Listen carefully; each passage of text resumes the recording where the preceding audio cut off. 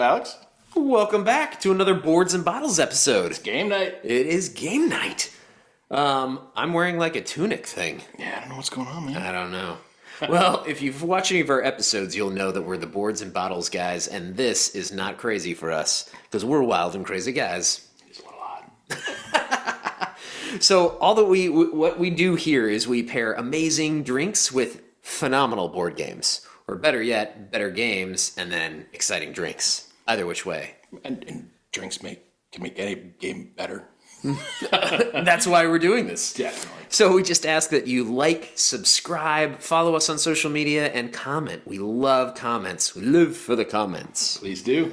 All right, so what game have you brought for us? All right, so tonight I brought one that I'd heard about for a while. Really want to get my hands on, and we got it. We played it. We like it. It's a good one. It is none other than Knarr. Can they even read that? Knarr. Knarr. So, if you couldn't tell by Alex's getup, this is a Viking game. Vikings. So, Knarr's a pretty simple game. It plays quickly. It's 2 to 4 players. Plays in about 30 minutes. 30 minutes. Yeah, you can teach this thing in 5 minutes. I mean, it's super, super simple. It's little box, little time limit, but it feels like a full game. Like, you don't feel like you just played a filler game. Yeah. So, in Knarr, what's going to happen is you've got this lovely little board that's going to hold some tokens along the side. You've got another board which is going to handle all the scoring, and it's going to also handle along the bottom. You're going to see some suits that are going along the bottom. Oh, because it's like a card game. Definitely. Ah. Yeah, so how this game's going to work is you're going to have a clan of Vikings, and you're going to recruit these things. And they're in a variety of suits, as you can see. They're the various colors. On your turn, what you're going to do is you're going to have 3 cards in your hand, and you're going to play one. So, as you can see, let's say this is my hand, I'm going to play it. If I want to play red, I'm going to play it down. And if I had any other red cards in my tableau that's in front of me, it's going to trigger all the abilities of the red cards that are already there.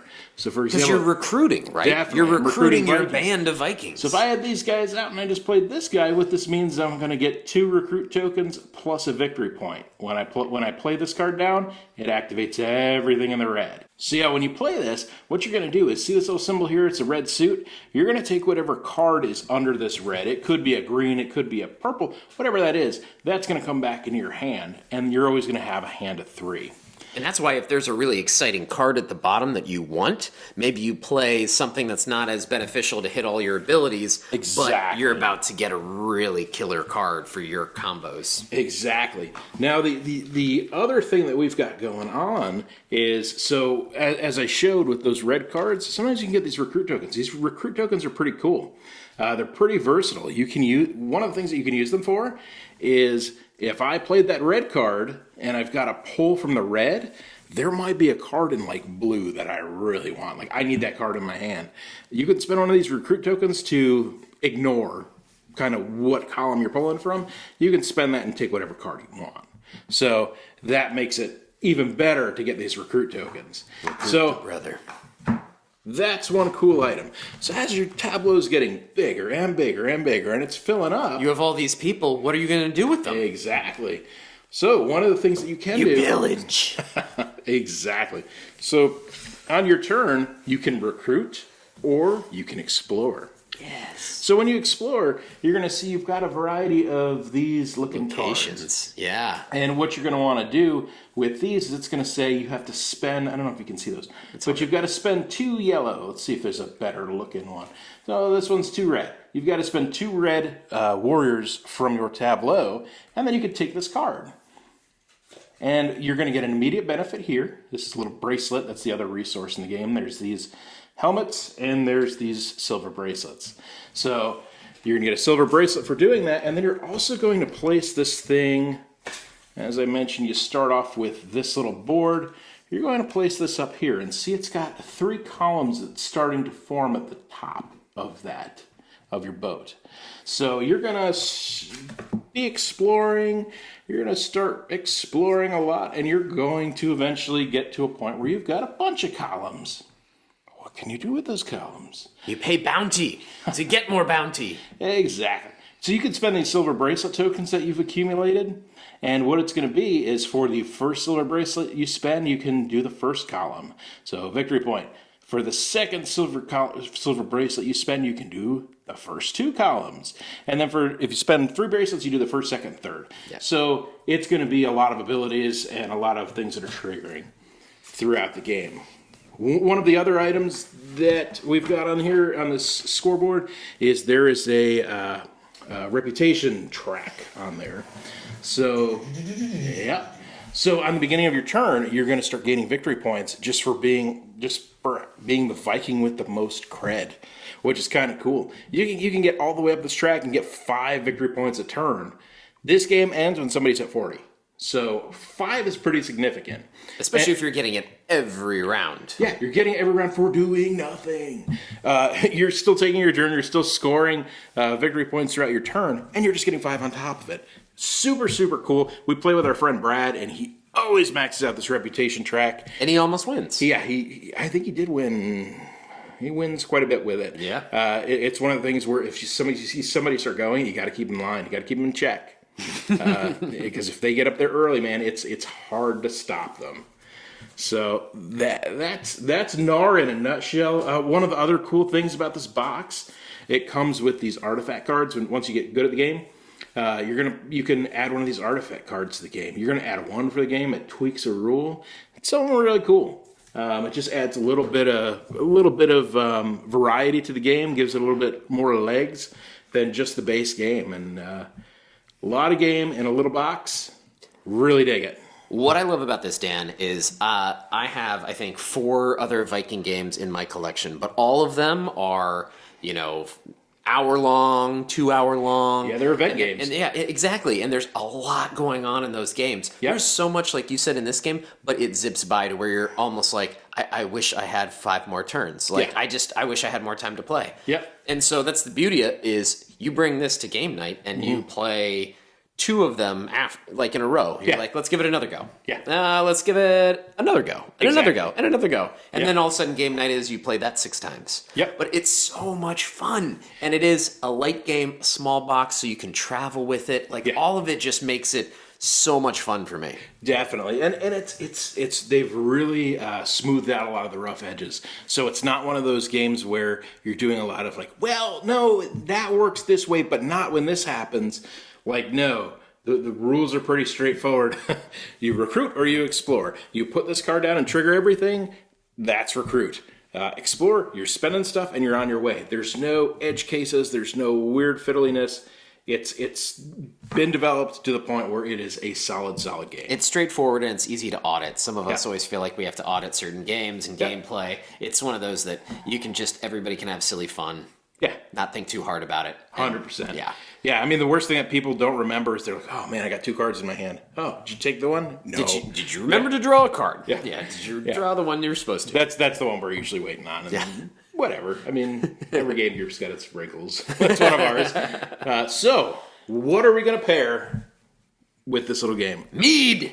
I hate mead. Yeah, me too. I really am not So a mead nasty. fan. No. So, where I went with this. Okay. So for me, one of the coolest actions of this game is when you get exploring. I'm not good at this game. I feel like I need to build the tableau more, but I'm always like, oh man, I got these 2 guys here. I need to explore. I need to get this. I need to get this. So I'm always sending my guys out to explore. So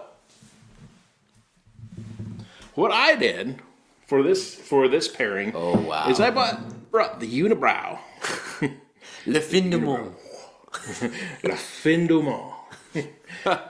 Not only do I love this beer, Oh man. but to me, I think I had to drink this when we did Around the World in 80 Beers. Oh. And that was, yeah, this is one of the ones I kept to the end. All right, okay. let's get it going. I'm excited. Le Fin du Monde. So it's kind of cool, the story of this. So this beer is based around the explorers. So Unibrow is a Canadian brewery based at, I believe, Montreal.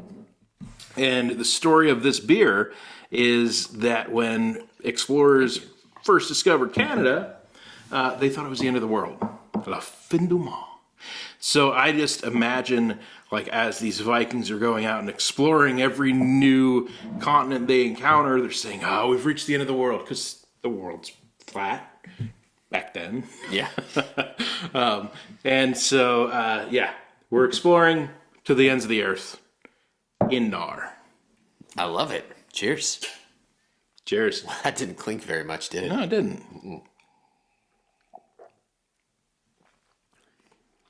Well, tasty. It is a triple. You did mention that. I did, didn't I? Yeah.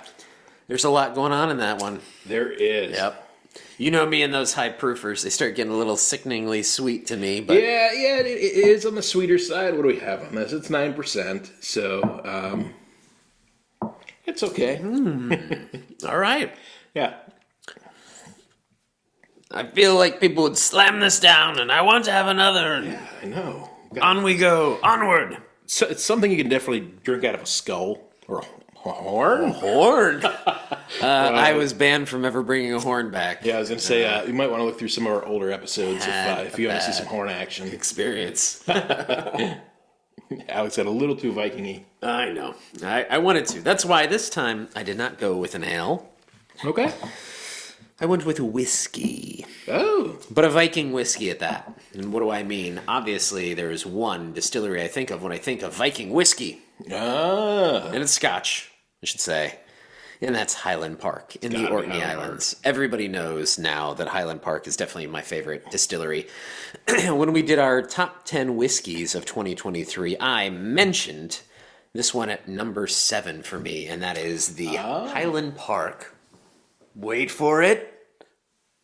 Oh. Viking Heart. Very cool. Comes in this wonderful, amazing ceramic bottle, and it's lovely. It has all the engravings still they do of all the serpent and the lion and everything else on this. A 15-year-old. It is amazing. Aged 15. Definitely.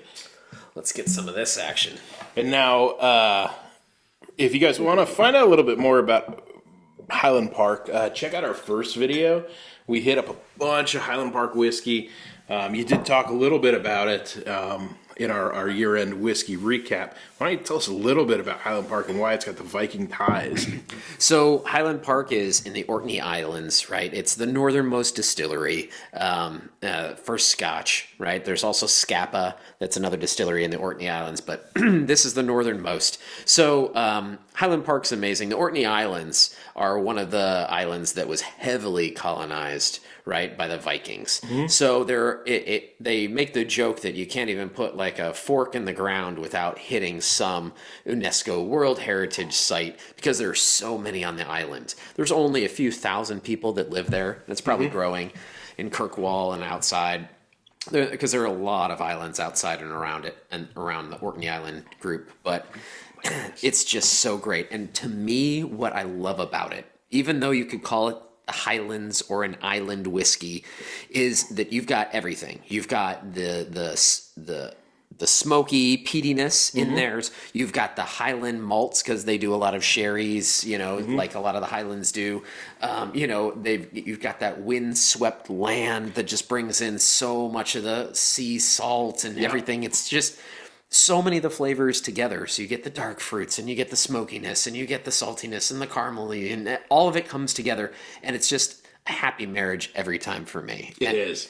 And this edition is exciting because it's 15 years aged, which is lovely. A lot of times, 12 is a staple these days, and they have all these no age statements, NAS out there, but this one is 15 years, and it's primarily finished in and matured in second fill, sherry, like sherried, European and American oaks. Okay. So that's where you get a lot of flavor. That's why they say, like, that there's banana bread and sticky toffee pudding and cinnamon and like all those crazy things that they get out of this. Yeah. So it's all those flavors coming together. Oh, man. Edrington Group. Oh, my goodness. I just smell that peat. There's a little So good. A little smoke that comes in there for sure. Yep. And I think they make this at 44%. So a lot of times they'll bring it down to 40, but it's nice that they keep this up just a little hair. But yeah, super complex, lovely, very rich in flavor, but it's super enjoyable. But yeah, Viking Heart, I love that.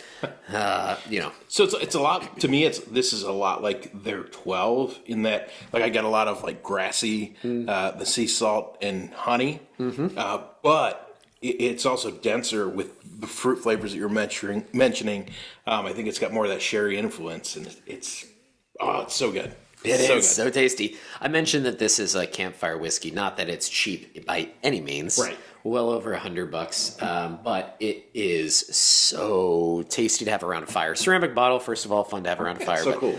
Conversation piece, if nothing else. Exactly. Hard to get rid of it, but I think I mentioned in the video that this is the third bottle that I've had this year, so. It is a good one. It is a very good one. It's kind of one of my go-tos now, staple in my bar. So have fun with the game. Such a light game, such a fun drink. Take it out by the fire, play it. Definitely. Enjoy. And if you can't find the 15 and you like this pairing, the Highland Park 12 is one of the bottles that's always on my bar. I love it. And it's like $50-$60, and it is worth every penny. It is exceptional. Wow. Well, this is wonderful. I don't know that it makes it into the top 25 for me. I don't think it does either, but for me, it's definitely a full glass. Full glass cheers to that. Double pour. Yeah. On both, more so the Highland Park. I'm really digging that pairing. That's where I would go with this. But there's a lot of other options for you guys to go with. The Einstock. I mean, we did that pairing previously with Champions, right? Champions of Midgard. Yep. Einstock's got some cool stuff out there too if you want to go Viking beer. I love it. Well, again, let us know what you think of this. Let us know what you think of my crazy outfit. You never know. But we really appreciate you tuning in, letting us know what you think of this crazy pairing. And I have to say, this might be one of my top games of 2024. Just became available for you to buy. So pre-order super cool. It's like $20. You can find it. Give it a try. Get it now. Yep. All right. All right, guys. Game hard. Drink responsibly. Cheers.